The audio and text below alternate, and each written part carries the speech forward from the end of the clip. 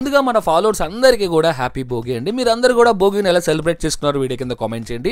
నేనైతే తెల్లార్లు తెలిగేసి పొద్దున్న అవగానే ఆ చలిలో గజగజ వణుక్కుంటూ బీచ్ రోడ్కి అయితే బయలుదేరాను. వెళ్ళే దారిలో ఒక చిన్న మలుపున్న దారిలోని మలుపు తీసుకొని అలా వైఎంసీ దగ్గరికి వెళ్ళగానే మంచి పండగ వాతావరణం అయితే కనిపించిందనమాట. ఆడవాళ్ళందరూ లక్షణంగా, పెద్దవాళ్ళందరూ పద్ధతిగా రెడీ అయి ఉంటే ఈ డాగ్ ఏం పాపం చేసిందని దీనికి ఒక క్లోజప్ వేస్తే ఈ డాగ్ ఏముందో తెలుసా? ఎవరురా నువ్వు ఇంత టాలెంటెడ్ ఉన్నావు అలా అనుకుందనమాట. సర్లేండి, ఏం చేస్తాం, మొత్తానికి బీచ్ రోడ్కి వచ్చిన వాళ్ళందరికీ కూడా ఆ ఆవు పిడకలనిచ్చి దాంట్లో ఆవు నెయ్యేసి ఆ భోగి మంటలు అయితే వేపిస్తున్నారు. నేను కూడా 2 ఆవు పిడకలు వేసి నేను ఇంకా ఎక్కువ వీడియోలు చేయాలి, మీ అందరి సపోర్ట్ ఉండాలని నేనైతే దండం పెట్టుకున్నానండి. అసలు ఆవు పిడకలతోని ఈ భోగి పండుగ చేసుకోవడం పర్యావరణానికి కూడా చాలా మంచిదే కదా.